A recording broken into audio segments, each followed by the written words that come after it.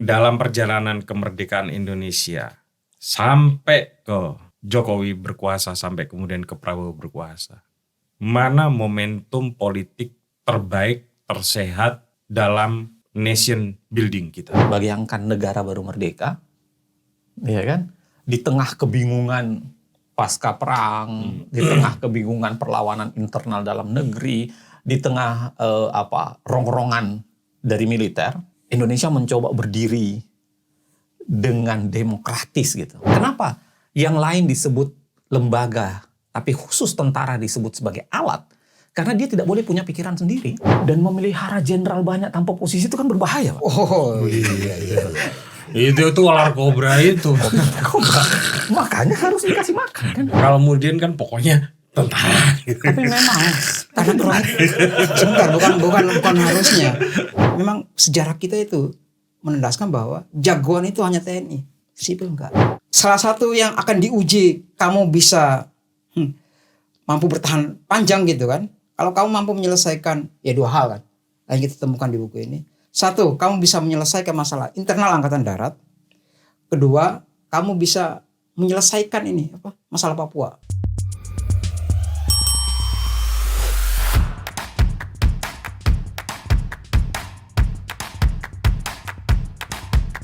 Halo teman-teman, ketemu lagi dengan saya Purut EA, Kepala Suku Mojo.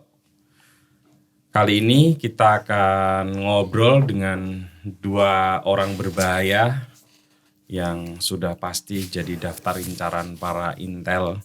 Kok bisa tahu, Mas? Tahu lah. Kenapa pertanyaannya? Iya. Karena Tahu dari mana? Karena kamu nggak mengaktifkan HP. Yang belum tentu kan? Belum tentu kan? Itu asumsi, Mas. Iya, sekarang pasti, memang banyak loh pasti orang yang mulai asumsi. mengurangi main gadget. Jangan-jangan dia masuk Oh, WhatsApp dia itu. bukan hanya mengurangi, dia nggak pakai. Jadi kalau menghubungi Muhyiddin adalah menghubungi orang paling susah di dunia. Ya. Karena harus pakai email. Menghubungi Prabowo jangan-jangan lebih mudah gitu. Lebih mudah lah, kan bisa lewat Mayor Teddy katanya. Tapi baik-baik saja kan? Baik. Ya kan? Buktinya saya datang di sini. Enggak, maksudnya bukan itu. Saya bisa berkoordinasi menulis buku ini. Iya. Artinya, enggak seperti asumsi Pak Putu tadi itu. Enggak, yang kronik 98 kan membahayakan katanya. Enggak juga kan. Cuma dilaporkan ke Bawaslu doang. Enggak ada intimidasi. Nggak ada. Lagi pula kan sudah menang. Menang, apa urusannya kemudian tuh? Kalau nggak menang, nah itu baru masalah tuh. Itu sama kayak kasus di Revote ya. Dirty vote. Seandainya kalah masalah itu tuh. masalah. Bisa masalah. Tapi ya kan itu jadi jejak yang agak berbahaya juga ya sebagai sebuah. Enggak juga Pak Putut, kita sudah mengalami itu tuh. Ya lekrat dan bakar bukan terlarang kan? Iya. Kamu sudah terlalu sering bermain-main bahaya lah ya. Jadi nggak ada rasa takut. Ya takut sih takut, manusiawi kok. Karena itu nggak pakai HP dulu ya. Masalahnya bukan karena itu Pak Putut yang kayak gitu-gituan. Supaya menghindari main medsos yang nggak perlu atau orang menelpon. Kalau hidup cukup dengan misalnya Gmail kan boleh. Boleh. Tapi dalam zaman sekarang kan itu pilihan yang unik ya. Enggak juga unik Pak Putut. Coba. Biasa. Ada temenmu yang. Ada film dokumenternya Pak Putut. Oh, film dokumenter ya. Ada nggak kira-kira orang di sekitarmu yang memutuskan untuk tidak punya HP? Saya nggak tahu, saya nggak ngeriset itu Pak. Kan ada banyak teman-teman radio buku, warung arsip, ada nggak yang Saya nggak tahu kayak gitu? Ngeriset itu Pak. Ada gini, tergantung orang tidak pakai HP itu kan. Ada yang ideologis, memang mengurangi pengaruh yang dianggap globalisasi dan lain-lain sebagainya. Ada yang ya memang mau kembali hidup lebih nyaman. Ya. Ada juga yang barangkali ya memang terancam itu. saya, mungkin saya, banyak. saya kira Muhyiddin itu kategori yang Wallahu terakhir. alam, silahkan dibaca sendiri kan ya. Tapi bahwa medsos itu sudah saya nggak tahu loh. Saya makin tua makin terganggu dengan medsos ya. Misalnya Facebook 6 tahun yang lalu saya tutup duluan. Ini saya lagi mikir Twitter nih yang mau saya tutup. Tinggal menyisakan IG saja.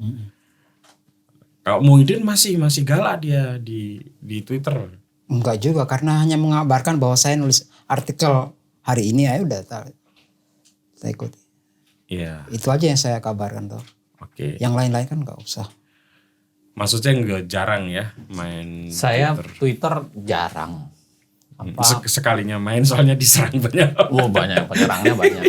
Kalau paling Facebook juga enggak, Instagram. Mungkin Tapi Facebook masih punya ya? masih. Enggak, belum ditutup.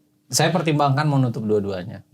Saya juga. Kalau Facebook itu cuma saya merasa kehilangan karena kadang ada kabar ternyata ada teman meninggal, teman menikah, Ya. atau Ulang tahun.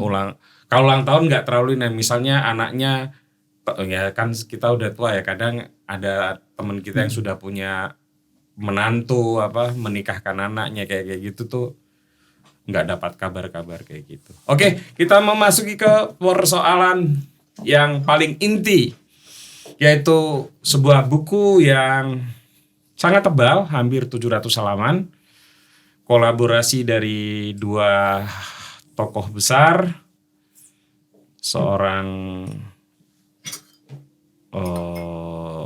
ahli hukum tata negara yang sekaligus akar korupsi ya, anti korupsi ya di Indonesia, Mas Uceng tentu saja, dan seorang yang mengaku sebagai seorang pengeliping, tapi sesungguhnya dia adalah salah satu orang yang berbahaya di Indonesia, dengan Muhyiddin M. Dahlan dan Mas Zainal Arifin Mochtar. Mas Zainal Arifin Mochtar dulu. Saya baca kata pengantarnya, saya baca hampir semua ini. Ada satu pertanyaan yang menarik, apa niatan Anda membuat ini? Karena nggak tersampaikan di sini. Iya, sebenarnya banyak orang yang tidak paham karena sebenarnya ini satu buku awalnya yang saya pecah menjadi dua. Jadi awalnya saya mau nulis soal apa sih sebenarnya isu demokrasi beserta turunan-turunannya. Kan ada istilah adjektif demokrasi itu ya. Demokrasi itu sering disematkan kata adjektif, kata sifat. Kalau bukan demokrasi terpimpin, liberal, demokrasi Pancasila, demokrasi. Saya mau jelaskan soal itu sampai turunan-turunannya, sampai varian-variannya. Saya mau jelaskan soal otoritarianisme dan varian-variannya. Jadi otoritarianisme, kemudian autocratic legalism, ada misalnya yang belakangan juga komparatif otoritarianism. Kalau Prof. Mahfud menambahkan satu lagi, positivistik instrumentalis. Iya, itu agak mirip dengan autocratic legalism. Nah, saya mau jelaskan itu awalnya buku, mungkin ada berapa seratusan halaman gitu. Terus saya mau masuk ke soal konteks Indonesia. Nah, jadi dua bagian yang saya mau bikin jadi satu. Tapi tiba-tiba saya ketemu dia nih waktu Kronik 98 keluar. Ya, kalian pokoknya sama-sama musuhnya yang sekarang menang lah. Enggak ada urusan. Ya ada lah urusannya. Gak ada urusan dengan Pak Putih. Jangan bukan gak ada hubungan. Kronik penculikan aktivis. Kronik penculikan aktivis 98 itu. Sengaja dibikin menjelang pemilu apa coba maksudnya kalau nggak karena itu? Saya membahasakannya sebagai kesadaran publik.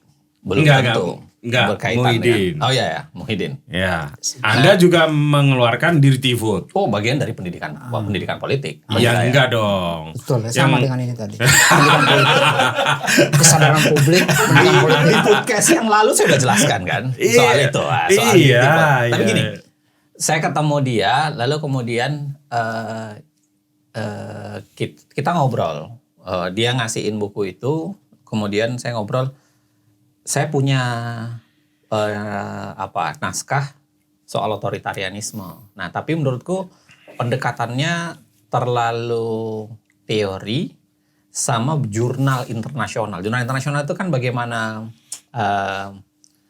Indonesianis lain melihat saya Indonesia. baca daftar pustakanya. Iya kan, Indonesianis lain melihat Indonesia. Jadi saya mengatakan dan saya suka juga pendekatan dia soal sejarah kan, soal bagaimana melihat sejarah dari Kalian satu chemistry aja. enggak.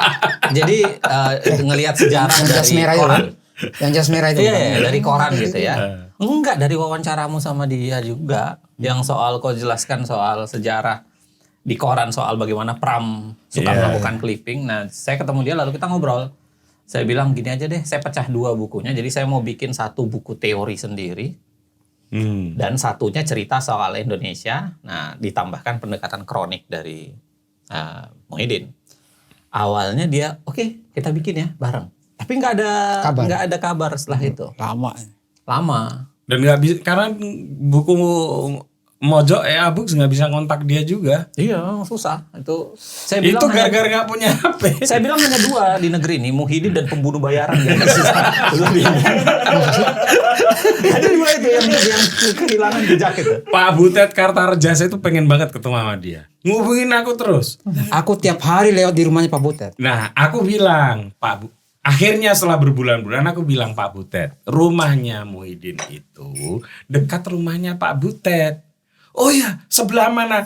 Ya nggak tahu, pokoknya tahu aku deket situ. Gitu. Dia mau bikin Dia mau bikin pameran tuh. Ya, Barangnya datang sana. Pak Butet kan nyebarin foto-foto yang itu, literasi adalah apa, menanam literasi. Itu kan lewat jalan di depan rumah saya udah itu. Dia nggak tahu aja. Saya lanjut enggak nih? Ceritanya. Jadi ketemu dia, terus kita akhirnya mulai serius itu Ramadan ya? Menjelang Ramadan. Bulan Maret. Bulan Maret lah. Saya mulai serius, saya selesaiin. Lalu kemudian,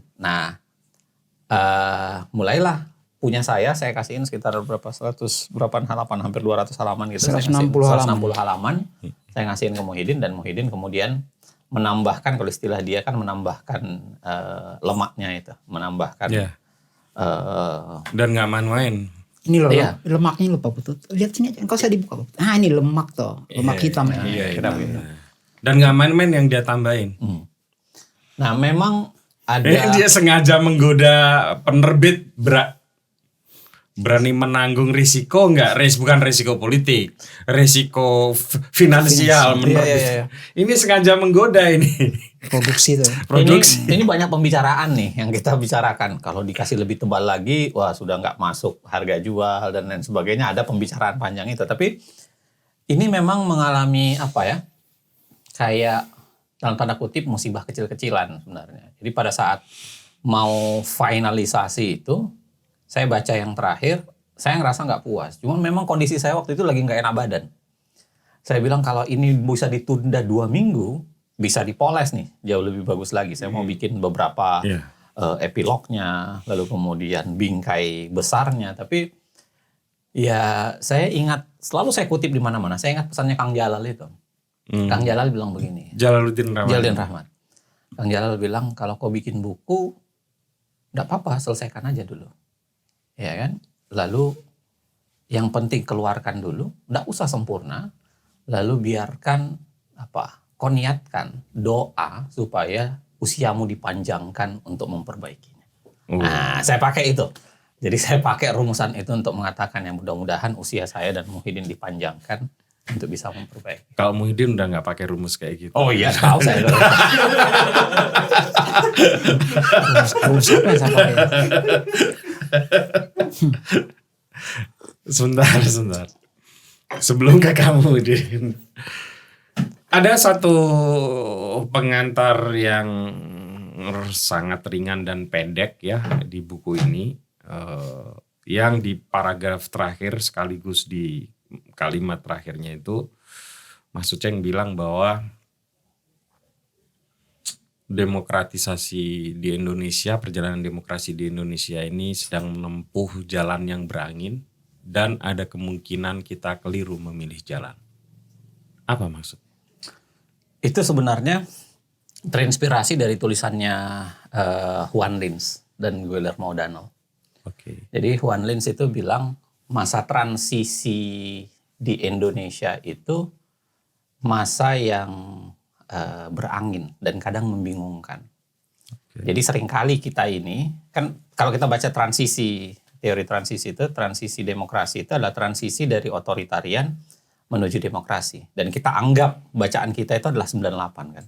Ya. 98 kita mengalami transisi, kita melangkah menuju ke arah demokrasi, dari otoriter ke demokrasi. Nah, Juan Lins dan O'Donnell itu kan cerita soal betapa sering kita menganggap diri kita sedang menjalani proses konsolidasi demokrasi, tapi sebenarnya kita tersesat di jalan neo-otoritarianisme. Oke. Jadi kita melangkah dari otoritarianisme satu dan kita kayak, kita melangkah nih ke arah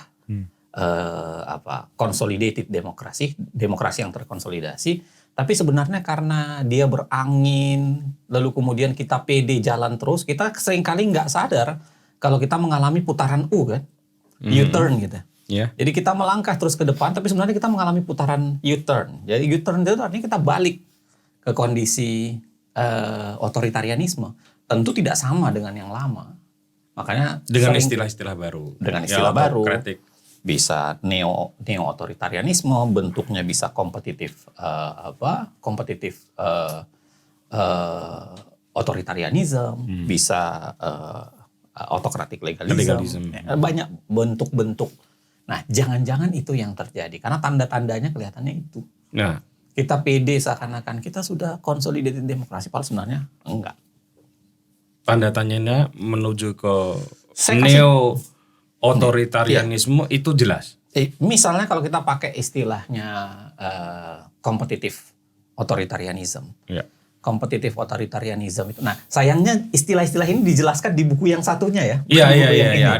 Ada buku sebelum ini. Juga bestseller itu, udah cetak ulang kelima. Enggak, itu baru mau saya keluarin. Baru mau lagi. Bukan yang bukan politik hukum. Oh, kalau itu politik hukum ya. Iya. Nah, buku yang dipecah dua. Oke. Nah, jadi kompetitif otoritarianism itu kira-kira itu kayak anakronik kan, apa ya istilahnya ya, berseberangan diametral tuh. Kok dibilang demokrasi tapi otoritarianisme tapi kompetitif. Seakan-akan kompetitif itu kan bahasa demokratis sebenarnya. Kok bisa? Nah, kompetitif otoritarianisme itu kira-kira bilang begini. Ada jenis otoritarianisme yang membiarkan kompetisi itu tetap ada, tapi kompetisinya itu rekayasa. Seakan-akan ada kompetisi, tapi sebenarnya di ujungnya akan tetap menuju ke arah otoritarianisme. Saya kasih contoh sederhana misalnya begini deh. Paling sederhana ya, pemilu Solo lah misalnya. Di zaman Gibran dulu. Ada pemilunya. Ada dua calon. Jokowi dan Gibran menyebutkan hal yang sama bahwa biarkan rakyat memilih. Tapi kita lupa bahwa sebenarnya di situ direkayasa. Karena kandidasinya diatur kan. Yeah. Lalu kemudian prosesnya banyak diatur. Banyak kemudian campur tangan untuk kemudian bisa memenangkan sampai 90% itu. Nah, itu barangkali yang sangat sederhana untuk memperlihatkan bahwa ada gejala kompetitif otoritarianisme itu. Jadi kompetisinya tetap dibiarkan ada, tapi sebenarnya nggak ada. Ya, mirip misalnya kalau di Amerika mirip Trump gitu. Dia menang dari sebuah pemilu yang kompetitif, dianggap kompetisinya ada, tapi sebenarnya itu adalah bagian dari proses mencederai demokrasi dalam proses kompetitifnya. Termasuk sebetulnya yang hampir saja terjadi juga di Pilkada DKI ya. Seandainya tidak ada keputusan dari MK waktu itu. Pilkada. Kan hanya ada Ridwan Kamil dan satu calon lagi kan. Oh iya Pilkada DKI yang akhirnya putusan MK mengubah kemudian batas pencalonan. PDIP bisa mencalonkan Pramono. Oke, nah sekarang Muhyiddin. Din, begitu kamu terima naskah dari Mas Uceng, apa yang ada di pikiran? Semalam saya baca naskah itu, langsung saya bikin poin-poin penting yang ada dalam naskah itu, dan saya udah mikirkan saya bisa mendapatkan clippingnya apa enggak gitu. Tantangan saya kan itu. Ya. Semua yang diucapkan oleh Pak Uceng di naskah draft pertama itu adalah tantangan buat saya sendiri adalah saya bisa mendapatkan clippingnya apa enggak gitu. Sebagai validasi atas statement-statement dalamnya gitu. Oke. Nah, kamu kan jagoan ngeliping dan jagoan bikin kronik. Apa bagian yang menurutmu paling menarik di dalam kronik ini? Pokoknya di luar masa Jokowi. Di luar masa Jokowi. Iya, karena berhentinya clipping saya di situ tuh. Iya, betul. Pihak buku Mojok bilang, Kusmu, kok nggak ada clippingnya yang masa Jokowi? Iya, ada 2 bab di sini yang tidak ada clippingnya. Saya jawab kan, kalian mau pingin 1000 halaman apa buku ini kata. Iya, mereka diam kan, nggak ada alasan apapun, nggak ada. Kita nggak usah saling membantah di situ kan. Hanya bilang mereka, iya. Hanya itu mereka bilang. Kita bilang mau 1000 halaman, ya udah katanya. Itulah alasannya kenapa nggak ada Jokowi situ. Oke, sebagai seorang... Mungkin saya harus koreksi. Ya, Bukan tidak ada. Mungkin belum ada. Belum ada, karena nanti mungkin siapa akan tahu ada ya. edisi Iya. revisi, edisi penyempurnaan. Iya. Buku ini cukup laris teman-teman, silakan dibeli. Saya sempat 5 hari yang lalu udah terjual 1000 berapa gitu ya. Untuk ukuran buku setebal ini dan untuk penerbit sekecil EA Books itu sudah cukup. EA Books itu maunya 400 halaman. Awalnya saya bilang, Gusmu, kita cuma bisanya 400 halaman ya. Tapi oke kata aku kan. Saya bisa mengerjakan sampai 400 halaman. Tapi diam-diam kan saya udah patok 800 ini kan. Tapi kan saya diam-diam, nggak mau bilang karena takut mereka stres toh. Ini aja 700 ukuran clippingnya dikecilin.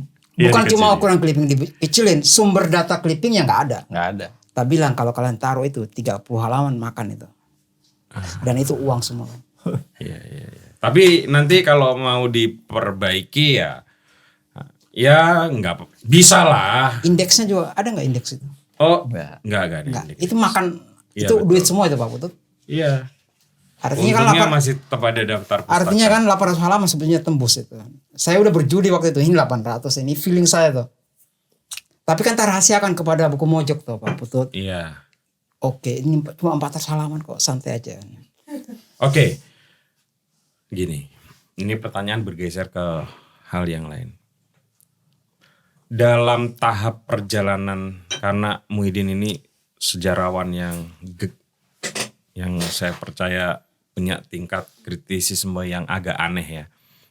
Nggak apa-apa saya sebut agak aneh. Dia punya dimensi. Aneh apa unik Pak? Ganjil, udah gitu aja. Oke. Pilihan diksi itu menentukan.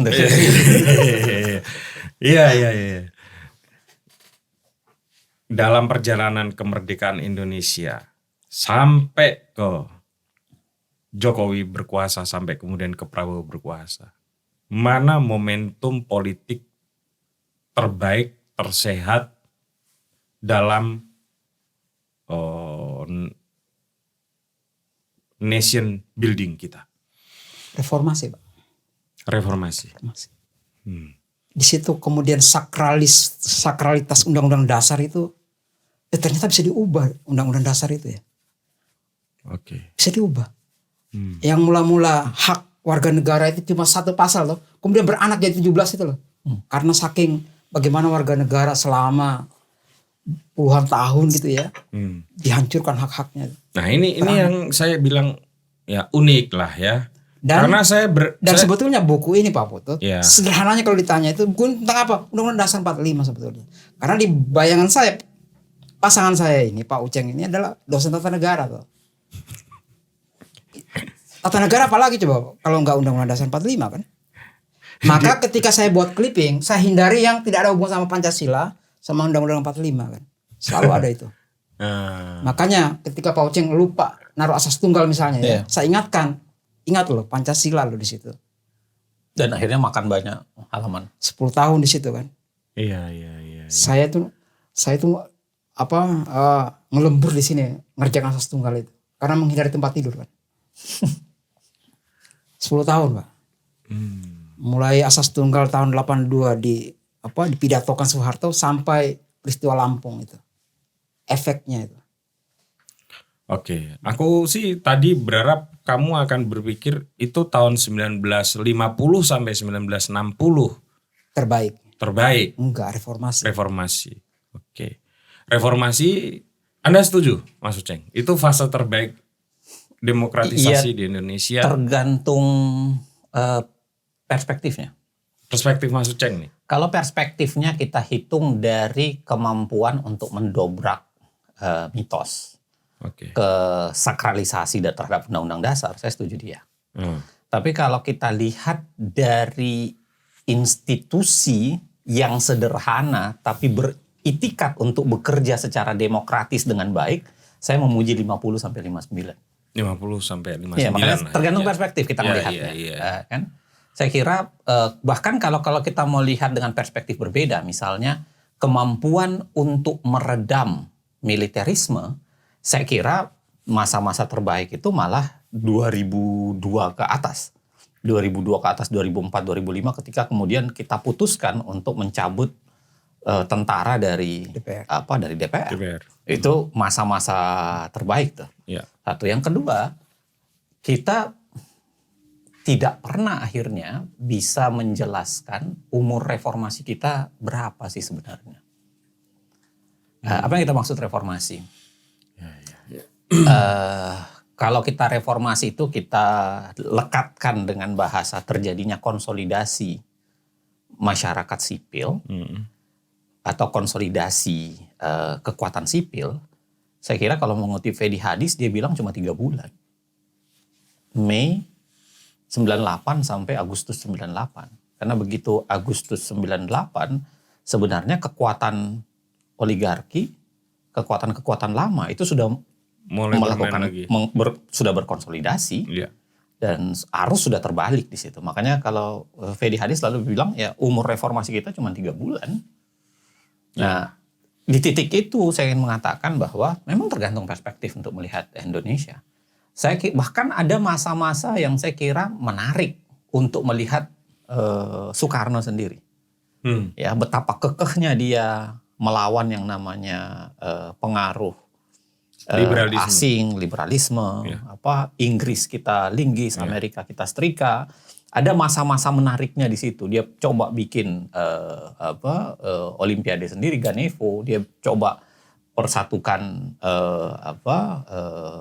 Asia Afrika. Ada banyak masa-masa menarik. Di lain sisi juga di zaman pasca reformasi, khususnya di zaman misalnya kita menempatkan ada Habibie, ada Gus Dur, itu menurut saya masa-masa menarik juga. Misalnya gini, Habibie itu adalah harus kita akui sebagai peletak dasar pembangunan hukum.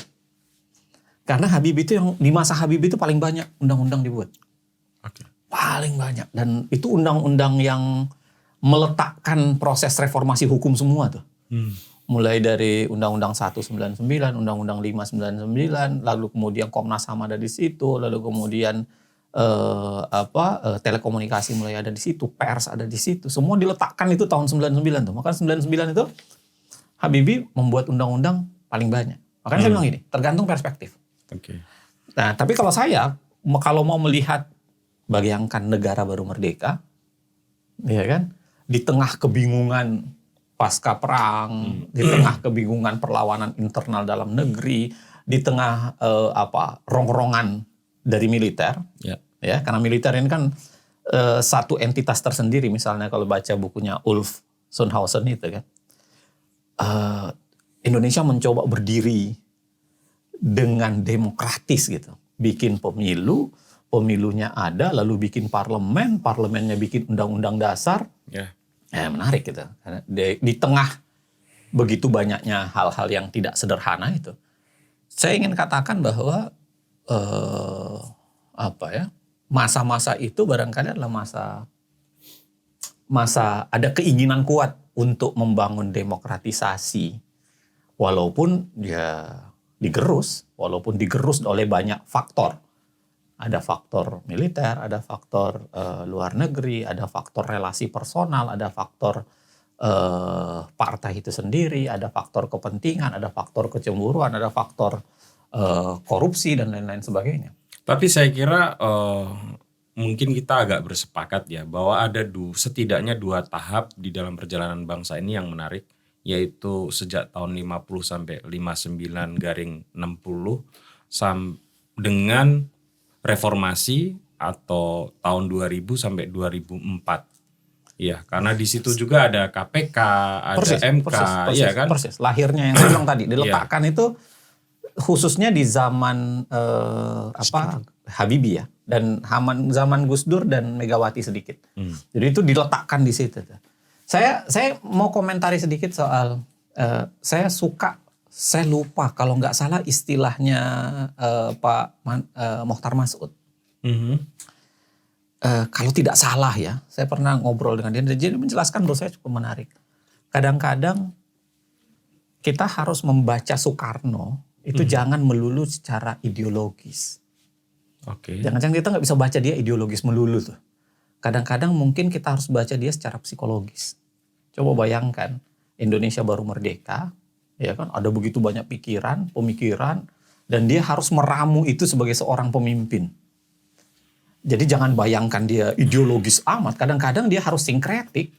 Jangan-jangan dia harus menggabung-gabungkan aja dengan cara psikologis, dan dia melakukan ijtihad itu. Menurut saya itu menarik untuk melihat Indonesia muda ada keinginan hidup demokrasi, tapi ternyata demokrasi itu tidak ditegakkan dengan sederhana karena begitu banyak faktor ternyata yang mempengaruhinya. Gimana, Din? Kalau soal Soekarno ini? Udah benar. Menarik kan Soekarno di sini kan, beda dia. Beda, iya. Apalagi setelah dekret presiden itu. Soekarno itu bayangannya dari awal Indonesia itu adalah nggak multi partai, Pak. Iya, nggak multi partai. Satu partai, namanya PNI. Ada clippingnya. Dia itu headline kan? lebih ke ini seperti Soviet. Iya, dan mirip Tan Malaka juga. Tan Malaka juga kan Satu awalnya berpikirnya partai tunggal. Makanya dia terus maki-maki terus Hatta itu kan. Hatta dan Syahrir. Hatta terutama.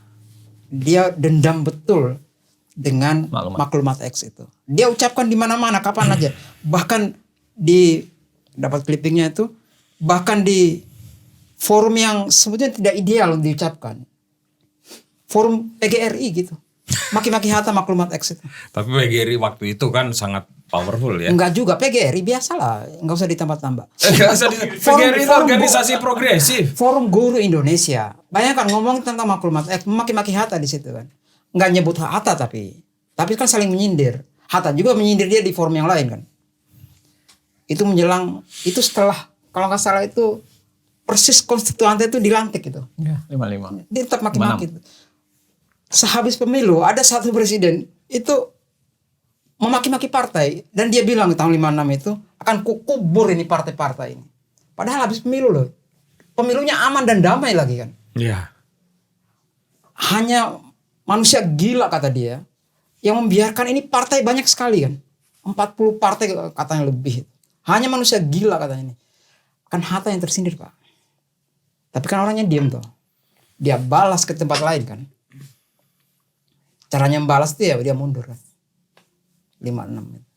Hanya dia nunggu aja konstituante itu dilantik, udah warisannya udah selesai pemilu 55. Kan buah dari maklumat X itu pemilu 55 itu. Apakah model satu partai dalam satu negara menurut Anda itu kategori demokratis? Biasanya kalau kita baca buku-buku klasik ya, khususnya yang berbicara soal ciri demokrasi liberal, tentu pasti menolak sebenarnya partai tunggal itu. Jadi adanya partai itu sebenarnya tanda demokrasi berjalan. Kenapa? Karena diharapkan ada saluran yang berbeda dari semuanya masyarakat, plus pada saat yang sama ada ideologi yang berbeda. Demokrasi itu kan membutuhkan kontestasi. Ya. Dan kontestasi itu didapat dari keberagaman. Kontestasi tidak akan didapat dari keseragaman. Nah, walaupun di negara-negara yang single party Bukan berarti tidak ada partai. Ada partai tunggal, single party, tapi biasanya pertarungannya itu adalah internal partai. Iya. Jadi faksi-faksi di dalam partai. Betul. Nah, tapi bagi standar demokrasi liberal, demokrasi, dia mengatakan oh, enggak, itu berarti tetap ada satu ideologi tunggal, hanya cara menjalankan ideologinya yang dianggap ada faksi-faksi berbeda. Nah, di titik itu biasanya memang negara-negara yang berideologi tunggal itu coraknya biasanya fasis. Oke. Ini termasuk sebetulnya kan kekhawatiran dari Hatta dan Syahrir adalah terjadi fasisme ala Hitler kan? Bahkan ketakutannya kan bahasa, ada dua jenis ketakutannya Hatta menurut saya. Satu sisi dia khawatir Soekarno akan menjadi otoriter, diktator dengan satu partai tunggal, ya. Pada lain sisi kita harus membaca pada saat itu salah satu jualan Belanda menolak Indonesia merdeka sendiri itu adalah dengan mengecap bahwa Indonesia ini akan menjadi mirip Jepang dengan fasisme. Makanya Hatta menjawabnya dengan satu maklumat itu. Menurut saya ya, satu sisi dia ingin menyelesaikan tuduhan orang terhadap Indonesia yang dianggap tidak pantas merdeka karena mau menuju ke fasisme Jepang, satu sisi. Dan negara-negara kan masih trauma dengan fasisme Jepang ya. Perang Asia Raya kan baru berakhir gitu. Dan wajar kalau Hatta pengen mengklarifikasi itu kan. Persis. Dan yang kedua adalah yaitu tadi upaya meredam kemungkinan Soekarno menjadi otoriter dengan satu partai tunggal, dengan menjadi dalam tanda kutip fasistik. Ini kan jawaban seorang dosen. Tapi saya pengen jawaban personal dari Mas Uceng. Anda percaya bahwa partai tunggal itu bisa demokratis? Saya tidak percaya. Oke. Kenapa? Karena kalau hanya soalan jalan, ya itu tidak membuatnya beragam. Kalau hanya soalan jalan saja. Yang bahaya adalah ketika pikiran diseragamkan. Kan dalam partai tunggal itu biasanya pikiran diseragamkan bahwa ada satu alas. Ya, di titik itu kenapa di sini memberikan catatan cukup deras soal asas tunggal itu. Karena kesan asas tunggal itu kan sebenarnya begitu. Mencoba memaksakan untuk menjadi satu pikiran gitu. Nah, itu letak bedanya cara Soekarno memahami Pancasila dengan Soeharto memahami Pancasila. Kira-kira kalau Soekarno memahami Pancasila, dia meletakkan Pancasila sebagai sebuah dokumen terbuka. Jadi semua isme jangan-jangan bisa hidup di situ. Makanya kenapa sila keduanya itu humanisme, sila ketiganya itu soal nasionalisme, sila keempatnya bicara soal permusyawaratan, sila kelimanya bicara soal sosialisme, yang satu bicara soal teisme. Nah, dia ingin meletakkan di situ, dan di situ bedanya dengan Soeharto. Ketika Soeharto ingin menjadikan Pancasila itu sebagai sebuah ideologi tertutup, yang penafsirannya itu penafsiran tunggal, zalikal kitabul la raiba fihi hudalil muttaqin, gitu, yang menjadi berbahaya. Saya mau tanya ke Muhyiddin, Mas Uceng, tapi tolong nanti kalau pertanyaan saya kurang akurat dibantu untuk mengoreksinya. Dalam seluruh perdebatan dan para pendiri bangsa kita untuk memikirkan bangsa ini dalam berbagai perdebatan maupun pemikiran sengketa politik, setidaknya saya melihat bahwa arah bangsa ini itu ada pada rumpun apa yang mungkin lebih mudah kita sebut sebagai sosialisme. Dan di perjalanan Indonesia selanjutnya, apa yang disebut sebagai sosialisme itu kemudian tidak ada lagi. Apakah pertanyaan saya tersebut keliru? Itu dulu. Udah benar kan? UGM juga punya cita-cita yang sama. Kan? Sampai tahun 65. Sampai di situ kan. Ya benar kan? Udah, iya. Ya memang rumputnya ke situ memang. Cita-citanya nih sosialisme. Iya. Sampai 65 loh. Sampai 65. Tutup kemudian. Apa yang menghalangi sosialisme berkembang di Militer. Mas Ceng setuju? Kalau dibaca buku ini ya, saya mengatakan ada banyak sekali faktor kenapa demokrasi di Indonesia menjadi gagal. Tentu banyak faktor, tidak tunggal. Kalau kemudian kan pokoknya tentara. Tapi memang Karena kronik. Sebentar, bukan harusnya. Saya kan terbuka sebetulnya Pak. Iya. Dan saya termasuk agak-agak setuju. Karena clippingnya menunjukkan itu Pak Persis. Misalnya ketika Pak Uceng nulis tentang PKI segala macam, saya nggak lihat faktor dominan PKI di situ. Bahwa faktor penentu politik yang kuat di tahun 60-an itu adalah PKI gitu. Masalahnya saya nggak ngelihat kebesaran itu. Kenapa? Karena di clipping itu saya hitung kan, yang paling dibradel itu PKI yang paling banyak. Ngomongin politik sedikit dipanggil. Itu bukan cuma PKI tapi Masumi juga, PSI juga. Kok kiri kanan dihabisi kan? Siapa yang menghabisi kan? Nah clippingnya menunjukkan oh ini antara Soekarno, transaksi Soekarno dengan Angkatan Darat kan. Itu yang saya lihat di clipping itu bekerja gitu kan. Saya kan terbuka sebetulnya, nggak peduli PKI atau apa enggak. Saya ngeliat clipping langsungnya setelah dekret presiden gitu. Ulasannya situ kenapa mereka gitu kan. PKI-nya di mana jadinya ya? Siapa yang besarkan PKI? Nah pertanyaan kan kemudian di situ.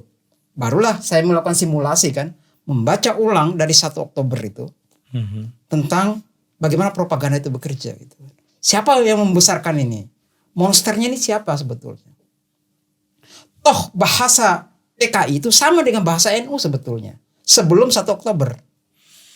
Buktinya di mana? Ya baca aja Duta Masyarakat gitu. Masa cuma PKI ngomong setan kota? Yang fase itu NU juga ngomong itu kan. Baca aja sebelum itu kan. Artinya itu bahasa zaman sebetulnya. Lalu siapa yang kemudian menjadikan ini bahasa satu kaum gitu? Ya militer. Ansor itu ngomong tentang setan kota, dahsyat sekali itu kan. Fase banget itu. Masa cuma PKI yang ngomong itu?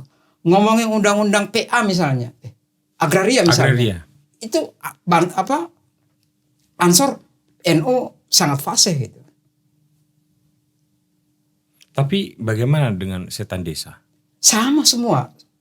Karena bagi orang NU, bagi kami itu penting sekali undang-undang itu kan. Nah gitu. Masuk sama PKI. Siapa? Kemudian disitulah. Oh iya. Kan saya harus punya visit loh ketika mengclipping misalnya itu. Yeah. Siapa pemainnya gitu kan. Nah dari situ kemudian setelah dekret presiden itu, saya lihat satu persatu kan.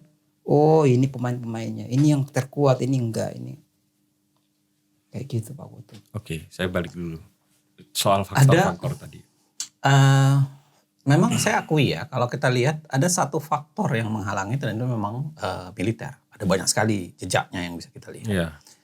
Ada buku bagus menurut saya, Ulf Sundhausen itu menulis soal sejarah militer Indonesia dari 45 sampai 66. Termasuk dia bicara soal difungsi. Nah buku itu menjelaskan begini, sederhananya ya, Indonesia itu militernya memang agak spesifik. Militer Indonesia itu terbangun dari pertarungan 3 genre besar. Yeah. Genrenya peta, lalu kemudian Kenil, dan Tentara Rakyat. Ya. Dan itu barangkali yang menjelaskan kenapa yang naik Supriyadi, lalu kemudian Supriyadi hilang, naik yang dipilih adalah Sudirman, kenapa bukan Urip Sumoharjo, itu yang menjelaskan. Satu. Yang kedua juga ada blok-blokan sebenarnya. Antara blok Jawa Barat, blok banyak sebenarnya dituliskan oleh Ulf Siliwangi ya. Ulf blok Sumatera, blok. Yeah. Nah, tapi menurut saya yang menarik dari Ulf, dia bilang begini. Dia melihat militer Indonesia itu sedari kelahirannya itu memang seperti negara dalam negara. dia tidak pernah mau ditundukkan oleh sipil. Itu sebabnya dia selalu bergesekan sama sipil. Gejala multipartai yang mulai terbangun dari semenjak maklumat X, lalu kemudian mulai adanya parlemen, itu seringkali bergesekan dengan tentara. Khususnya ketika sipil mulai mencoba untuk menertibkan tentara yang memang terlalu banyak itu. Tapi sipil juga yang sering memanggil tentara juga, meminta bantuan negara dan tentara. Pada akhirnya memang karena alat pertahanan dan keamanan dalam Undang-Undang Dasar juga menyebutkan alat pertahanan dan keamanan memang adalah tentara. Sebagai alat, konsep alat, kalau kita baca misalnya siapa ini, yang Salim Said, dia bilang apa yang membedakan, kenapa yang lain disebut lembaga, tapi khusus tentara disebut sebagai alat, karena dia tidak boleh punya pikiran sendiri. Dia hanya alat nih. Harusnya dia sebagai alat negara, dia tidak punya pikiran sendiri. Dia harus alat yang berjuang untuk negara, tidak ada pikiran sendirinya. Nah, di titik itu yang menjadi menarik melihat militer Indonesia. Dan jejaknya ada sampai sekarang. Mau sebut apa? Mau sebut bagaimana jatuh bangunnya parlementer, kabinet, jejak tentara sering ada. Ya kan? Mau bicara soal dekret 5 Juli, bukunya bukunya Adnan Buyung Nasution menjelaskan itu. Mengapa Dewan Konstituante dibubarkan dan dekret dikeluarkan oleh Soekarno bukan karena konstituante gagal, tapi digagalkan. Iya. Dan Soekarno pede karena ada dan salah satu penyebab kegagalan itu kan sebenarnya adalah tentara. Mau sebut apa lagi? Atau misalnya yang kejadian terkini deh, perdebatan kita soal si Fadlizon. Iya. Fadlizon kan bilang begini. Tidak ada perkosaan massal. Yang tweetnya yang paling terakhir tuh. Tidak ada istilah perkosaan massal dalam secara hukum. Yang kedua tidak ada dokumen hukum. Nah, coba dibaca baik-baik kejadian tahun itu. Satu, ya memang kalau secara hukum tidak ada namanya perkosaan massal. Apalagi bicara soal pelanggaran HAM berat. Pelanggaran HAM berat itu unsurnya 2. Widespread and systematical attack. Dia harus meluas dan sistematis. Makanya pembunuhannya pasti meluas dan sistematis. Perkosaannya pasti meluas dan sistematis. Kan begitu tuh. Cara membuktikan bahwa itu pelanggaran HAM. Makanya kenapa Komnas HAM menuliskannya sebagai pelanggaran HAM berat kan? Karena ada unsur meluas dan sistematis, bentuknya adalah pemerkosaan, kekerasan, pembunuhan, pembakaran yang dilakukan secara meluas dan sistematis. Kalau meluas dan sistematis, apa bahasa sederhananya? Ya massal. Apalagi satu. Kemudian misalnya Pak Fadlizon bilang, nggak ada tuh dokumen hukum. Jangan lupa loh. Ada dokumen hukum. Apa yang ditulis Komnas HAM Komnas HAM itu kan yang ditunjukkan. Berdasarkan perintah pasal 43 Undang-Undang 26 2000 bahwa dia adalah penyelidik kasus pelanggaran HAM berat. Nah, tebak siapa yang menghalang-halangi Komnas HAM untuk melakukan penyelidikan atau membantah kewenangan penyelidikan Komnas HAM? Yang di tahun kapan? Pada tahun itu. Siapa? Yang ketika mau didorong masuk, kan kalau pelanggaran HAM berat dulu itu, kalau pelanggaran HAM berat di masa lalu, dia dilakukan penyelidikan oleh Komnas HAM, lalu kemudian diserahkan kepada DPR untuk membentuk pengadilan, baru kemudian mulai dilakukan penyidikan kan? Siapa yang membantah? Pengacaranya TNI dan Polri. Pengacaranya TNI dan Polri yang mengatakan enggak bisa, ini tidak bisa berlaku pasal 43 seperti ini. Dia tafsirkan ulang, dia katakan Komnas HAM tidak punya kewenangan untuk melakukan penyelidikan. Harus dibentuk dulu pengadilannya, baru kemudian bisa dilakukan penyelidikan dan penyidikan berdasarkan KUHAP. Nah, padahal membentuknya itu kan butuh stempel politik nih, DPR. Mana mungkin DPR membentuk? Itu sebabnya dari 15 kasus pelanggaran HAM berat yang direkomendasikan oleh Komnas HAM, kan cuma 2 yang lanjut. Kasus Paniai dengan Timur Timur. Dan itu pun coba tebak berapa yang dihukum? 0. Nah, ini maksud saya adalah Fadlizon itu tidak melihat betapa negara ini penakut untuk menyelesaikan kasus pelanggaran HAM. Oke, kita tinggalkan dulu Fadlizon. Saya mau tanya, ada satu babak yang penting, yaitu agenda reformasi. Salah satunya adalah demilitarisasi atau dalam bahasa agitasinya adalah mengembalikan tentara ke barak. Oke, apakah menurut Mas Uceng agenda itu sebetulnya di awal-awal reformasi sampai setidaknya tahun 2019, 2020 itu berhasil? Saya kira berhasil. Ada kecelakaan kecil sebenarnya tanda kutip ya, yaitu di tahun 2000 kita memisahkan TNI dan Polri, which is itu secara logis sebenarnya benar. Kenapa? Kita kan pisahkan TNI Iya, dan Polri. kenapa menurut Anda itu kecelakaan? Maksudnya itu benar. Jadi dipisahkan TNI dan Polri. Jadi Polri betul-betul mengurus keamanan saja dalam negeri. Kalau tentara itu mengurus pertahanan dan keamanan ya. Jadi mengurus lebih pada ancaman negara. Nah, tapi ternyata ketika kita pisahkan Polri, TNI kemudian kita redam dengan upaya meredam dui fungsi, ya, dengan cara narik dia dari barak, lalu narik dia ke barak, kembali ke barak, lalu kemudian menghentikan dia dari DPR, lalu kemudian membatasi bisnis tentara.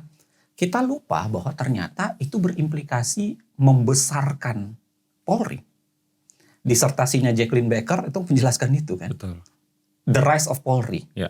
Jadi semenjak Indonesia berhasil menekan tentara, yang naik itu Polri. Jadi yang membesar itu Polri, khususnya berkaitan dengan bisnis-bisnis keamanan. Ya. Nah, di titik itu yang saya ingin mengatakan bahwa perlu pengayaan cara Prabowo melihat TNI. Menurut saya ini ya, benar atau salah bisa diperdebatkan tentu saja. Oke. Menurut saya kesalahan Prabowo adalah ketika dia menganggap cara untuk menjinakkan Polri yang sudah the rise ini, udah terlalu naik ini, adalah dengan menaikkan juga TNI. Jadi seakan-akan dibikin jadi imbang nih. Itu bisa kita baca kan dengan cara dia berhadap-hadapan dengan naruh TNI di mana-mana lalu kemudian. Nah, ini saya istilahkan secara sederhana seperti ini. Ada tikus dalam rumah, tapi yang dipilih Prabowo adalah memelihara kobra. Siapa yang bilang tikus berbahaya untuk rumah, tapi siapa bilang kobra tidak berbahaya untuk rumah? Oke, stop sampai di sini. Muhyiddin percaya bahwa proses demilitarisasi kita itu sempat berhasil? Sebentar.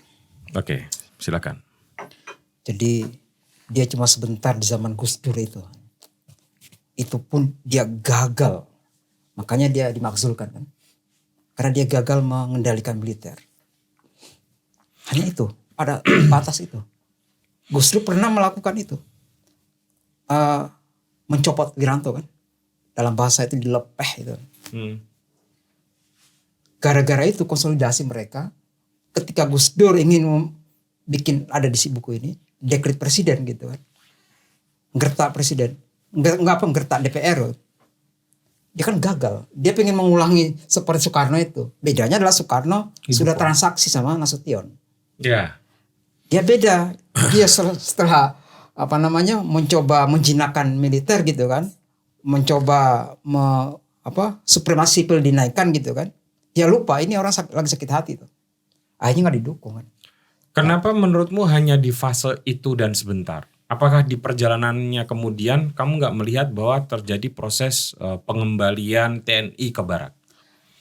Itu betul. Tapi ingat, Megawati Soekarno Putri kemudian menghidupkan DOM kan. Oke. Kemudian bagaimana penyelesaian 27 Juli misalnya tuh.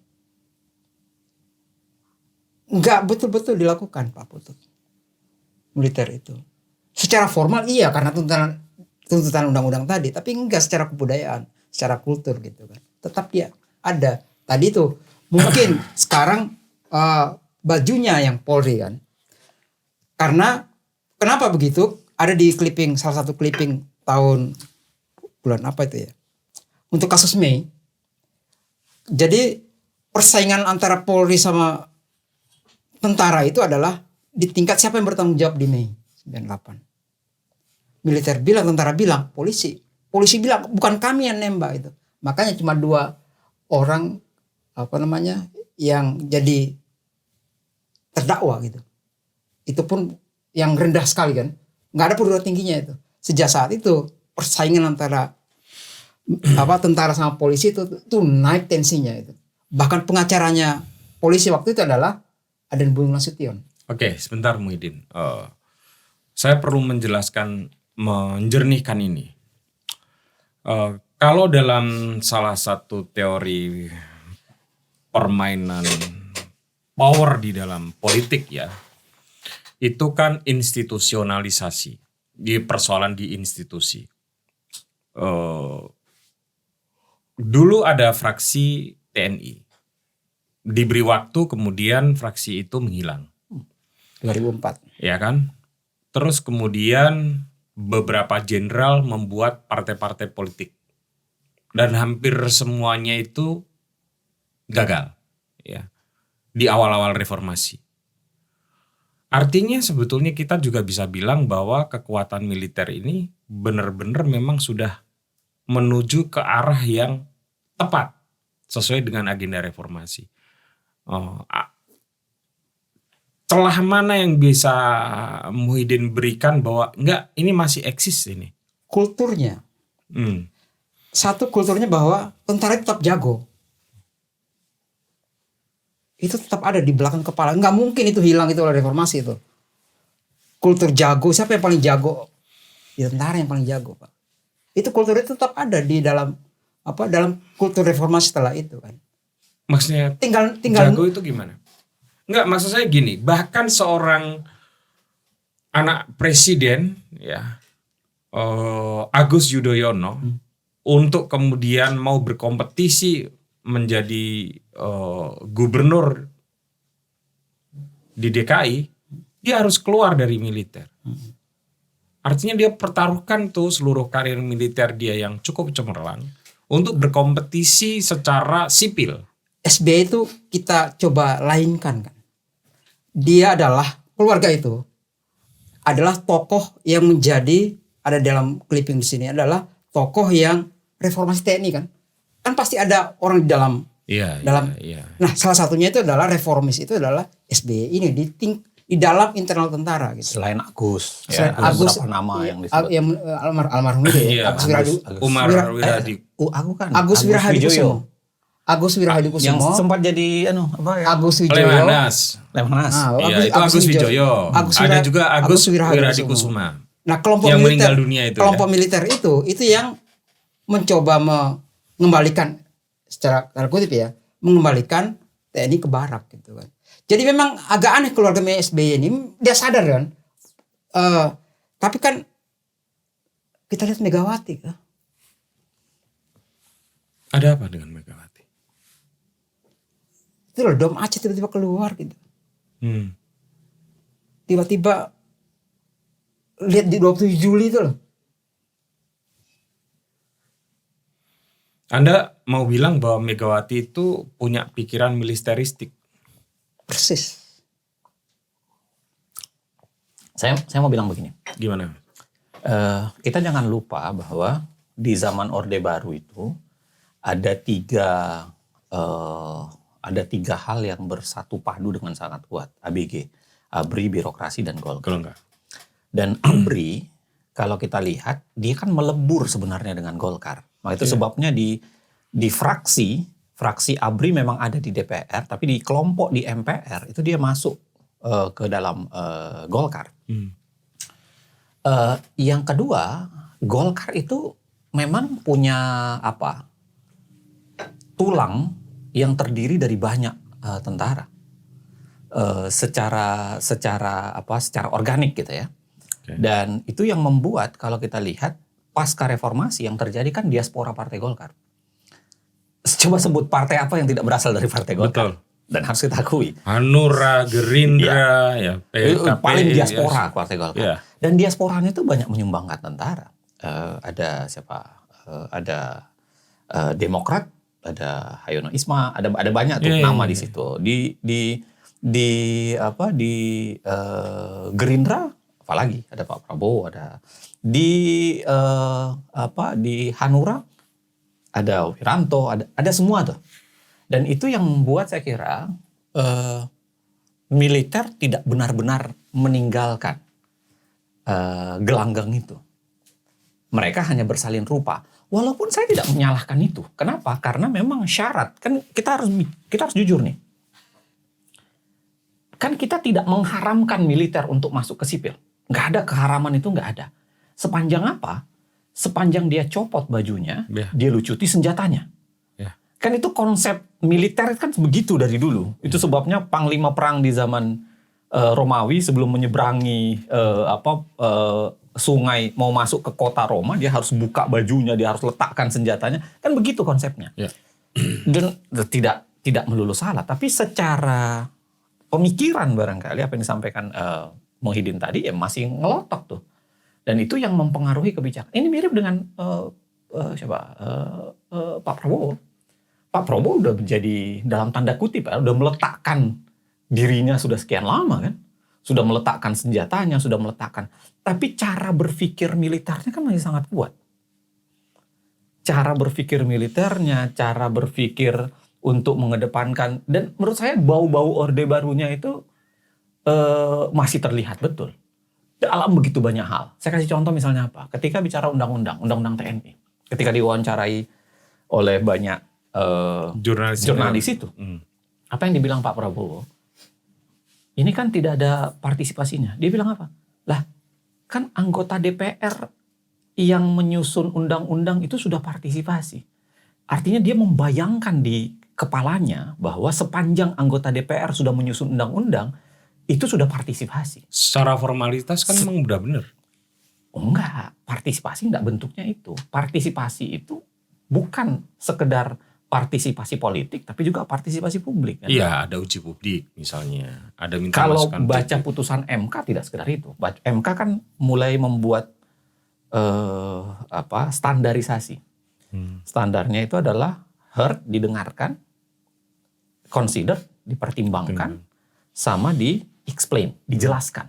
Jadi kalau mau bikin undang-undang kira-kira dengarin publik, habis itu didengarin, kemudian dipertimbangkan apa yang disebutkan oleh publik, dan yang ketiga dijelaskan ke publik. Oh iya ya, masukanmu saya terima, masukanmu saya tidak terima. Itu standarnya MK. Dan itu standar yang ya sebenarnya tidak tinggi-tinggi amat.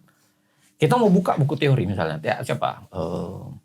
Ada banyak, ada Wilcox, ada. Tapi kalau pakai misalnya si Arnstein, Sherry Arnstein. Sherry Arnstein itu bilang apa? Kalau kita bikin kebijakan, bikin undang-undang, bukan sekedar partisipatif, bos. Dia bilang itu gimmick gitu. Itu tokenism kalau istilahnya dia. Harusnya partnership. Kita bareng-bareng bikinnya. Itu baru disebut dengan negara demokratis. Itu yang disebut dengan pembuatan kebijakan secara demokratis. Bareng-bareng buatnya. Kayak mirip participatory budgeting atau model-model begitu. Jadi masyarakat juga ikut langsung. Nah di titik itu saya kira cara berpikirnya itu masih cara berpikir yang benar-benar bahula gitu. Yang melihat bahwa ya sepanjang anggota DPR-nya sudah berkumpul, itu partisipasi sudah terjadi. Nah itu kan model partisipasi yang udah lama banget. Yang ingin saya bilang begini, seringkali militer ini bisa masuk ke arah cara pandangnya itu bisa masuk di back mind orang. Bahkan sempat ada masa di mana orang kangen daripada Soeharto kan. Ya. Dan seakan-akan untuk mengatakan yang tepat buat Indonesia. Dan ini di kalangan Gen Z ada loh. Yang tepat buat Indonesia itu adalah pemimpin yang otoriter. Karena Indonesia ini nggak bisa diatur loh dan lain sebagainya. Dan yang tegas. Iya, yang tegas, yang militeristik, dan itu ada di back mind masyarakat. Makanya kenapa kemudian barangkali ikut menyumbangkan keterpilihannya Pak Prabowo. Tapi yang saya mau bilang lagi-lagi adalah tidak sepenuhnya hilang. Dan yang tidak pas adalah ketika mencoba menjinakkan itu, malah dia naikkan kan. Malah dia bikin formalitasnya dengan mengatakan bisa masuk ke lembaga-lembaga, bisa masuk ke sini, bisa masuk ke jabatan-jabatan tertentu, bisa mengerjakan proyek-proyek sipil, nanam singkong, yang yang seharusnya bukan kerjaan militer lah. Oke, begini Mas Uceng dan Muhyiddin ya. Saya melihat ada faktor yang agak aneh sebetulnya. Karena masuknya militer kembali ke dalam institusi sipil tanpa melepas seragamnya, itu malah justru seolah-olah dipanggil oleh kaum sipil. Dia bukan inisiatif aktif dari militer. Saya bisa keliru di dalam hal ini. Tapi kita coba lihat jangan di fase Presiden Prabowo. Saya sudah melihat itu di fase Presiden Jokowi. Dan sudah dibahasakan Luhut selama dalam beberapa kali kan sudah dibahasakan Luhut. Nah, kalau kayak gitu gimana, Din? Sama Soekarno iya. Dipanggil dia. Kok cuma dipanggil teman. Jadi mereka saling kan. Nasution dipecat gitu kan. Iya. Terus dikembalikan lagi 55. Kembalikan lagi. Kemudian jadi emas di dekret presiden gitu. Jadi betul-betul dipanggil. Karena Soekarno butuh itu kan. Untuk yaitu konstituante itu bisa itu kalau nggak militer nggak bisa. Yakin betul kan Soekarno. Jadi dari Soekarno itu dipanggil kan. Makanya nama banyak hal-hal itu yang operasinya itu betul-betul militer ininya. Bahkan Ganevo itu ya. Itu ya salah satu yang operatornya itu militer itu. Membangun sipil, membangun MPR, gedung itu DPR MPR itu operasi militer itu. Sipil itu kedua, tapi yang memimpin operasi pekerjaan umumnya itu adalah militer. Jadi dari Soekarno itu memang ada dan jelas di kronik ini kan memanggil itu. Dan ada transaksinya kan. Ketika saya dipanggil apa yang harus saya Timbal balik. Ada trade-off-nya. Imbal baliknya darurat militer kan. Kalau Jokowi apa timbal balik? Saya nggak tahu penjelasannya Pak Uceng. Saya nggak nyampe di situ Pak Uceng. Saya menghindari di situ kan. Nah, Pak Uceng lah prolog epilognya bagian itu kan.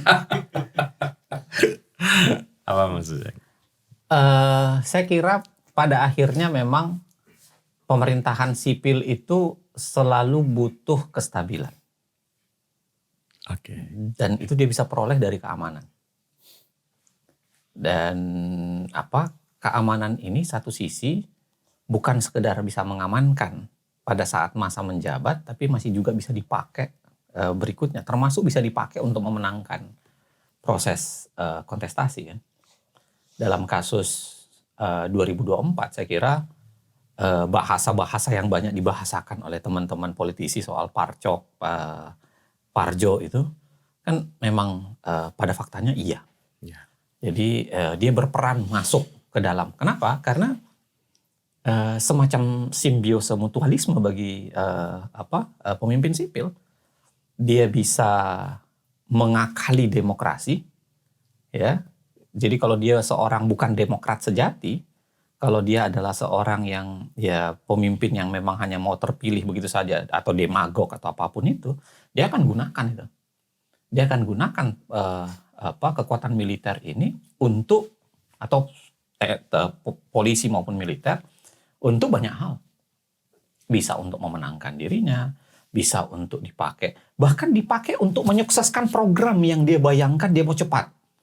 Ya, seperti tanam singkong, membuka lahan, dia akan pakai tuh karena dia merasa ini bisa digunakan untuk bahasa populis, kebijakan yang populis dan lain-lain sebagainya.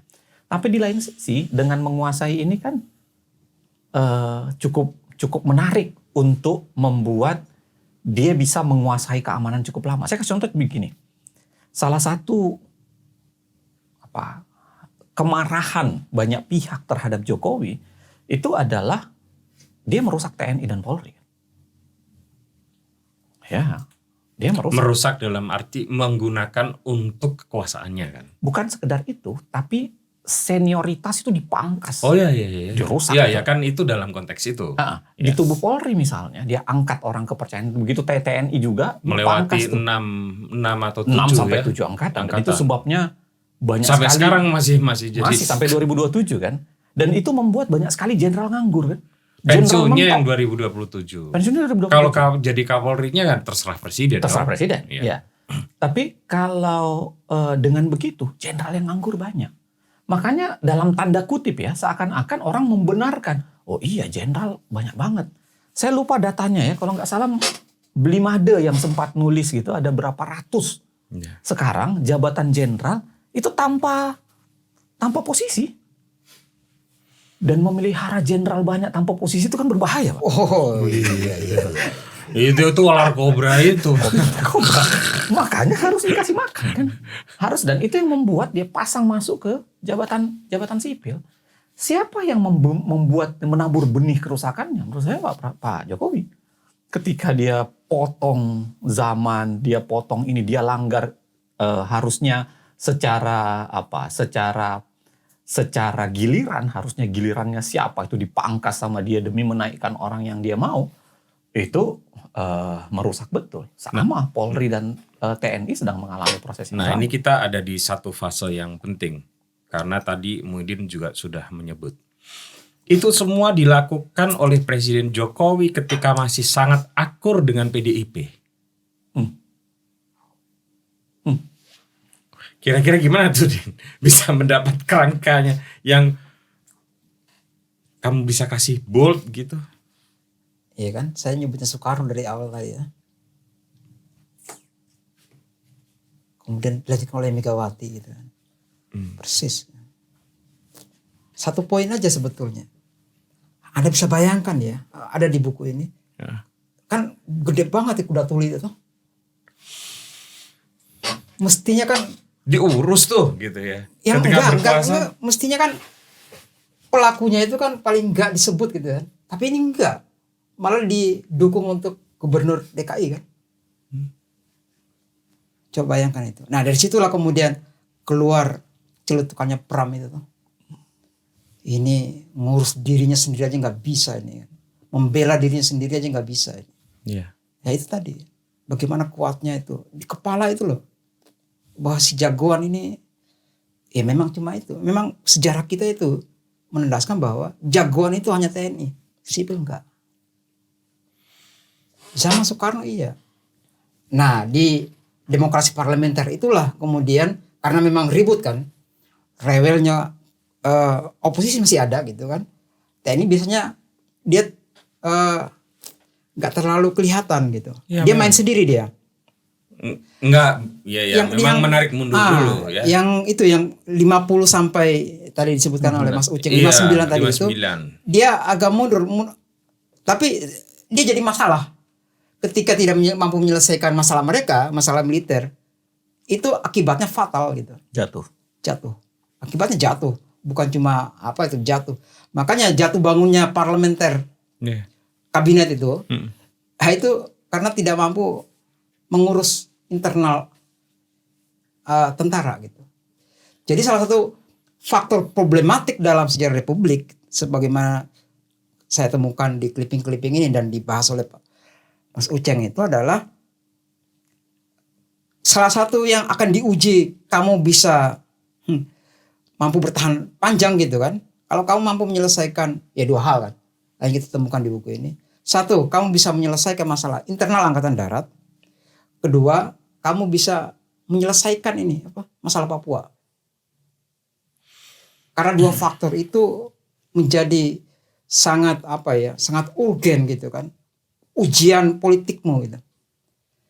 Berkali-kali kabinet itu jatuh gara-gara konflik internal Angkatan Darat gitu. Ya. Jadi dari sini kemudian patah asumsi bahwa militer itu nggak jago-jago amat sebetulnya. Iya, dan itu bisa dilihat. Mitos itu kita bongkar toh. Iya. Dari dari clipping-clipping itu. Iya, termasuk partai-partai toh. Partai-partai juga iya, tapi ada satu faktor yang sama sekali dirahasiakan dari sejarah Indonesia itu adalah bahwa militer itu nggak ada salahnya gitu. Bahwa militer itu tidak ada aibnya gitu kan. Kan banyak aibnya mereka kan. Yang coba dibongkar oleh parlemen waktu itu, yang zaman parlementer itu, dan ya itu mereka bisa jatuh gara-gara itu kan. Saking kuatnya itu. Gitu. Jadi itu mitos yang coba dibangun Orde Baru itu. Dan ya kembali lagi tadi itu bahwa ya sejarah memang melestarikan mitos itu bahwa yang jagoan itu heroisme itu ya cuma ABRI itu, cuma tentara, cuma militer gitu. Yang lain enggak. Jadi saya kira memang ada mitos itu didukung dengan kebijakan negara sebenarnya. Ingat misalnya begini, ketika Indonesia merdeka, lalu kemudian terjadi nasionalisasi perusahaan-perusahaan asing menjadi perusahaan Indonesia, itu kan mendatangkan perdebatan soal kita punya ndak orang ahli yang kemudian bisa mengurus perusahaan. Disitulah sebenarnya pertama kali semua diserahkan ke tentara kan. Bagaimana pabrik gula dikasihin ke tentara, lalu kemudian Pertamina apa dulu namanya sebelum jadi Pertamina, perusahaan minyak negara, Permina dikasihin ke tentara, semua dikasih ke tentara. Dan disitulah terkuak banyak sekali praktik korupsi kan. Salah satunya misalnya yang dicatat sama si Julius Pur itu, korupsi yang dilakukan oleh Soeharto di pabrik gula Semarang. Ketika dia menjadi pejabat di pabrik gula Semarang, yang kemudian lalu saya lupa pastinya ya, kalau nggak salah itu Ibu Tin bareng dengan Soeharto menghadap ke Pak Karno ditemani sama, seingat saya, Urip Sumoharjo. Gatot Subroto. Saya lupa antara Gatot atau Urip Sumoharjo. Lalu kemudian Ibu Tin, kalau Julius Pur bilang menangis, meminta ampun, dan akhirnya Soekarno menyekolahkan Soeharto ke Seskuat. Ya kan? Dan kita tahu di Seskuat ketemu siapa, nanti biar dijelaskan sama Muhyiddin. Nah, tapi di level itu, jadi ada kebijakan negara yang melakukan membenarkan mistifikasi jago itu. Ya, seakan-akan kalau kita tidak punya, kasih urusan ke tentara gitu. Dan itu dipakai, logika itu kan sering dipakai sekarang. Luhut sering menyebutkan itu kan. Kalau tentara mampu, kenapa dihalang-halangi untuk masuk ke sipil? Dan itu sebabnya kita bilang ya enggak ada yang halangi. Copot bajumu, masuk kalau mau. Tapi copot baju, copot baju dan copot senjata. Nah, tapi dari sini saya mau bilang bahwa dosa itu tidak hanya sekedar milik tentara. Kalau kita mau mengatakan kenapa demokrasi Indonesia tidak berjalan efektif, ada banyak sekali faktor lain yang juga kira-kira digambarkan di buku ini. Misalnya apa? Misalnya hampir semua rezim itu punya tradisi yang sama membunuh oposisi. Semua. Soekarno melakukannya. Ya, khususnya pasca 59. Membubarkan partai, banyak. Soeharto melakukan sama, walaupun lebih sedikit dipoles oleh Soeharto.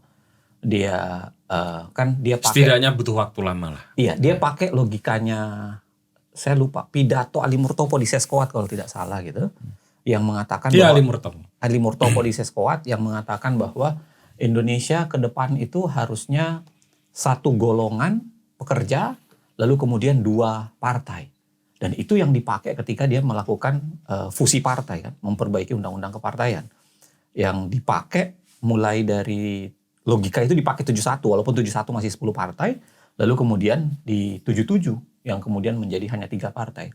Partai Islam gabung ke P3, Partai Nasionalis dan Non-Islam gabung ke PDI, Golkar itu bukan partai. Golkar adalah golongan yang mau bekerja untuk bangsa ini. Itu sebabnya. Yang lain nggak mau bekerja. Itu sebabnya PNS tidak boleh berpartai, tapi dia boleh bergolongan. Nah, itu PNS kemudian masuk ke sana semua. Nah, jadi cara membunuh oposisinya kan dengan cara itu. Dia memfusi partai. SBY melakukannya juga dengan cara berbeda. Itu apa? Kalau Anda masih ingat, keinginan untuk mengimpeach Budiono tahun 2010, 2009. Ketika kan yang dukung impeachment itu yang kuat sekali waktu itu, seingat saya PAN, PKS, Golkar dan PDI. Golkar dan PDI. Golkar di situ ada Misbakun, CSN kan dan sebagainya kan. Dan itu sudah sampai hak menyatakan pendapat lah. Untuk siap-siap menjatuhkan. Nah, siapa yang gembosi? Ya SBY. Dengan cara apa? Dia peluk semua partai-partai kan. Dia bikin sekretariat gabungan. Langsung dia umumkan sekretariat gabungan, dia rombak kabinet, dia ajak masuk, dia ubah beberapa orang, dan akhirnya semua partai masuk ke dia, meninggalkan PDI sendirian. Ya kan? Dan itu membuat PDI sendirian di ujung situ kan. Nah, plus pada saat yang sama, Jokowi melakukan hal yang sama. Jokowi terpilih 2014 itu dengan 39-38% di DPR. Tapi dengan kerja JK ya, yang lincah itu bisa membalikkan kan, tiba-tiba Golkar dan P3 pindah kan. Dan itu kita tahu dalam tanda kutip ya, itu kan begal partai. Ketika partainya dibikin ganda, lalu kemudian salah satunya langsung dibenarkan oleh Menteri Hukum dan HAM, dan akhirnya kemudian dirampas. Nah, ada benang merah yang sama bahwa apa? Semua rezim itu berupaya menjinakkan yang namanya oposisi. Apa yang potret yang paling berbahaya dari sekarang? Oposisinya malah nol sekarang. Nggak ada. Siapa yang oposisi pada Prabowo? Nggak ada. Bahkan PDIP menurut saya nggak oposisi pada Prabowo. PDIP oposisinya pada Jokowi dan Gibran. Di situ. Dan itu yang membuat kita seharusnya bisa membaca bahwa alarm berbahaya langkah ke arah otoritarianisme itu menjadi tinggi. Ketika apa? Ketika oposisi mati. Ada lagi banyak faktor sebenarnya yang bisa diceritakan gitu. Nah, ini di babak terakhir obrolan kita. Walaupun tadi udah dijelaskan. Jadi ketika saya buka dengan bangsa ini berjalan di jalanan yang berangin dan bisa jadi keliru jalannya, simptomnya udah mulai kelihatan. Persoalannya kalau saya kan tidak berhenti di situ. Memang ada cara untuk membalikkan menjadi lebih baik.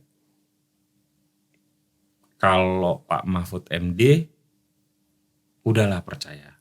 Nanti kalau semua itu sudah kebablasan, pasti akan ada istilah beliau itu apa ya? Air bah. Ya semacam reformasi. Itu dalam teori komunis itu namanya membakar kettle itu. Jadi kettle biarkan panas terus sampai kemudian dia akan pecah sendiri. Tapi secara sosiologis, psikososiologi saya setuju dengan beliau. Tapi dalam perjalanan bangsa ini itu tidak menyelesaikan masalah apa-apa. Tapi kita sudah mengalami semuanya kan. Iya, makanya kita sudah mengalami jatuhnya Soekarno, muncul Soeharto, dielulukan banyak orang, lalu yang terjadi kemudian neo-otoritarianisme baru. Kita mengalami reformasi, sempat hampir 5 tahun terjadi hal-hal yang memenuhi harapan kita, lalu yang terjadi adalah hal yang terulang kembali. Jadi perjalanan politik dan demokrasi di Indonesia menurut saya involutif. Dan kalau sekarang ini saya tidak menemukan faktor determinan untuk mengubah itu semua. Saya nggak tahu apakah saya termasuk golongan pesimistis atau tidak. Tapi apalagi di terakhir-terakhir ini ya, fenomena yang membuat mungkin orang nyaris putus asa ya. Membayangkan ada uang 2 triliun yang ternyata masih ada 11 triliun itu dipajang sebegitu rupa. Walaupun saya nggak setuju itu ya. Soal pemajangan. Iya, ngapain uang dikesin dipajang gitu. Menurut saya ya itu ngapain. Terus kemudian yang terjadi di Raja Ampat, terus kemudian ada banyak hal lah. Saya orang yang sangat perubahan itu institusional ya. Parameter-parameternya harus dilihat dari organisasi. Kalau begini yang terjadi, saya kira agak susah ya. Kita memperbaiki bangsa ini dalam konteks itu tadi. benar teori pendapat Pak Mahfud walaupun belum tentu terjadi gitu ya. Tapi kalaupun itu terjadi ya itu akan mengalami hal yang sama, sejarah yang sama juga. Gimana Mas Uceng? Saya kira memang iman terhadap demokrasi ini tergantung mazhab. Iya kan?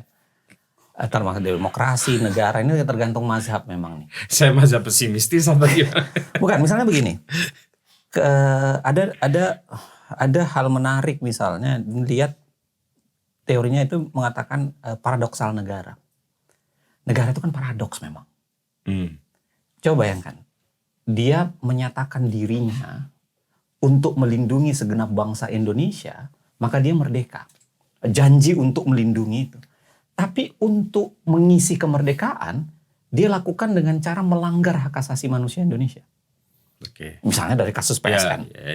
Ya, jadi itu kan paradoks banget. Ya. Kita merdeka nih karena saya mau urus kalian dengan baik, tapi atas dasar kata mengurus itu, dia seakan-akan membenarkan saya bisa tangkapin Anda, saya bisa pukulin Anda di kasus Rempang, saya bisa tangkapin Anda kalau Anda demo karena tidak setuju dengan PSN, saya bisa tanggapin Anda karena tidak setuju dengan apa. Nah, itu kan semacam paradoks. Jadi negara ini mungkin bukan, ya itu saya bilang, tergantung keimanan Anda. Ini barang ideal atau enggak. Jangan-jangan negara sendiri menyimpan problem karena terjadi paradoks di dalam internal negara ya. Ini biasanya agak seneng nih bagi kaum anarkis. Wah ya itu hilangin aja tuh. Kan gitu, satu. Yang kedua, saya kira memang tergantung iman kita pada demokrasi juga. Kan banyak pertanyaan-pertanyaan menarik yang meliputi soal demokrasi itu. Misalnya, apakah Indonesia memang fit dengan model demokrasi liberal? Pertanyaan menarik itu. Indonesia Anda dengan struktur. udah mulai mempertanyakan itu ya? Loh enggak, mazhab-mazhab itu ada. Jadi tergantung betul dengan pertanyaan, tergantung betul dengan analisis kita kan. Iya. Nah, saya mengatakan bahwa saya masih beriman pada demokrasi. Demokrasi yang macam sekarang ini. Macam sekarang. Iman saya masih cukup kental. Iya, 70% lah. Iya, masih ada lah. Iya, Ya. oke. Bahkan saya masih percaya dengan eskatologinya itu, hari akhirnya, bagaimana demokrasi berakhir dan lain sebagainya. Berarti Anda melihat titik terang di ujung sana gitu. Sebenarnya iya. Cuman begini. Luar biasa tuh. Ketika prasyarat itu tidak pernah terpenuhi, maka yang harus kita lakukan adalah membalik prasyarat itu atau memenuhi prasyarat itu. Saya kasih contoh misalnya. Apa prasyaratnya? Salah satu prasyarat demokrasi yang penting itu adalah oposisi. Nggak bisa dihindarkan. Saya nggak percaya konsolidasi masyarakat sipil, capek saya dengarnya dari mulai 98 sampai sekarang nggak ada yang berhasil. Sejarah Indonesia itu bermasalah dengan oposisi. Dia dibunuh sejak Indonesia lahir. Makanya. Jadi Tan Malaka kan yang pertama kali beroposisi ketika ibu kota pindah ke Jogja tanggal 5 itu, dia deklarasi oposisi. Dan apa jawaban pemerintah pusat Jogja, Soekarno? Tangkap semuanya. Jadi itu dari awal itu memang dibunuh ya, dari awal memang. Ada di clipping ini kan, bagaimana satu frame itu Soekarno dan Hatta dicarikan kos-kosannya gitu di Jogja itu. Iya. Di Prokerto Tan Malaka itu declare kami oposisi atas republik gitu. Dan kenapa dia oposisi? Karena dia udah lihat kan bahwa ya Indonesia ini akan tidak sesuai dengan undang-undang dasar itu, 100% merdeka enggak gitu kan. Terbukti di Linggarjati itu. Betul-betul kesangsiannya di situ. Maka dia dicari betul oleh Syahrir kan, dan dibalas Syahrir diculik kan. Jadi sejak awal itu memang republik ini punya masalah dengan oposisi itu. Nah, mungkin yang harus kita luaskan, perdebatkan itu adalah makna oposisi. Karena yang terbayang seringkali di orang itu hanya oposisi formal. Iya. Posisi saya informal. udah bilang dari tadi. Saya capek lihat, dengar, menyaksikan uji coba yang disebut konsolidasi masyarakat sipil. Nggak ada satu hasilnya. begini. Karena kita gagal berhadapan, misalnya konsolidasi formal ya, institusi oposisi formal. Kita gagal, sipil atau siapapun kita gagal memberikan tawaran insentif yang memadai untuk partai politik untuk menjadi oposisi. Menjadi oposisi di Indonesia saat ini kan lillahi ta'ala. Nggak ada Pak. kalau menjadi oposisi, taruhannya adalah di penjara. Taruhannya adalah diperburuk, tidak mendapatkan apa-apa. Dan itu yang membuat politisi yang pragmatis ini tidak punya.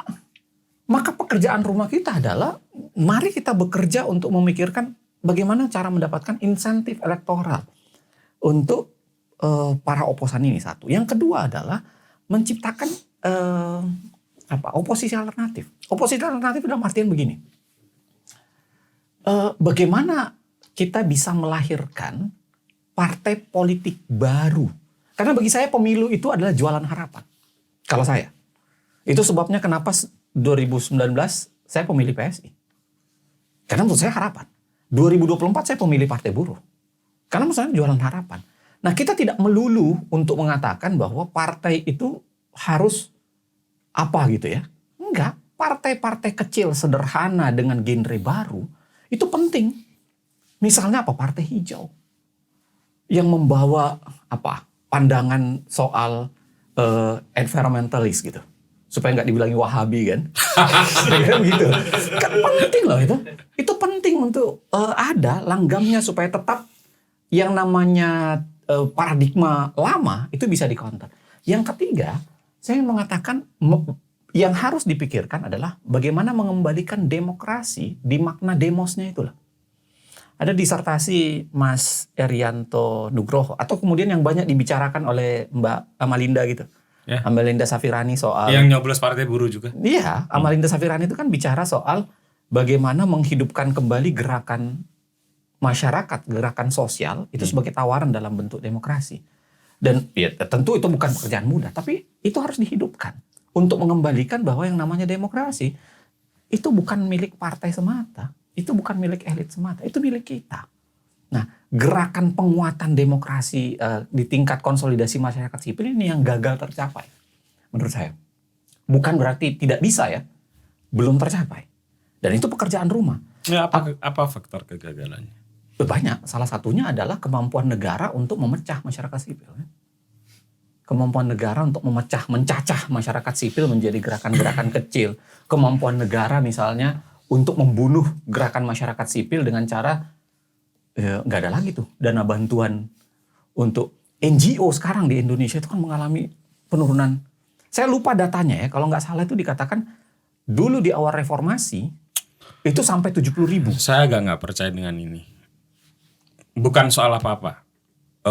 Ketika Indonesia sudah merdeka dan banyak terjadi pertarungan politik, organisasi-organisasi kemasyarakatan kita, partai-partai politik kita sehat. Nggak ada NGO, nggak ada bantuan luar negeri, nggak ada insentif negara. Ya, sektor-sektor di hampir semua partai tumbuh dengan baik. Mau sebut aja sektor apa, petani, buruh, di semua partai-partai itu ada. Apa nih? 50-59? Iya, ada semua. Ada satu faktor yang Mas Putut lupakan. Yaitu apa? Beragamnya ideologi. Nah itu. Nah di kita itu kan yang saya bilang tadi. Fusi partai yang dilakukan oleh Soeharto itu kan membunuh radam ideologi. Nah misalnya Fedi Hadis itu kan menarik. Dia mengatakan apakah oligarki nggak ada di Eropa Barat? Ada. Iya. Di Eropa Barat ada oligarki. Tapi Ada. kenapa cenderung bisa ditahan? Karena masih kuatnya yang namanya Partai Sosialis, kuatnya yang namanya Partai Buruh, kuatnya yang namanya partai partai moderat. Nah, maksud saya bukan berarti kesimpulannya adalah paksa orang untuk mendirikan PKI baru, bukan itu. Oh enggak. Tapi maksud saya adalah menciptakan gerakan-gerakan baru yang menjadi alternatif. Misalnya gerakan soal ekonomi, misalnya gerakan soal lingkungan hidup yang saya bilang tadi, gerakan anak muda. Di beberapa negara itu kan ada partai-partai anak muda dengan cara berpikir baru. Nah, kita butuh itu. Makanya kenapa ketika PSI jualan, kita berharap waktu itu. Ternyata kan PSI jadi partai tua juga kan. Cepat menua, terlalu Enggak cepat juga menua. kalau Mas Uceng mau daftar untuk jadi ketuanya, siapa tahu tapi. Sudah ada jatahnya. Din, terakhir. Apa itu? Bisa nggak diperbaiki kondisi bangsa ini kayak gini? Ya lihat aja sejarahnya. Nggak bisa kan? kayak apa sejarahnya lihat. Iya, di sejarahnya ini nggak bisa. Ya itulah. Udah. Kalau saya pasang surut. Jangan. Saya nggak juga, jangan merasa diserang dua orang doang. Enggak. Namanya opini kan boleh-boleh. Oh, iya. Maksud saya pasang surut. Jadi jangan pernah. Saya selalu mengatakan demokrasi memang tidak jualan malaikat.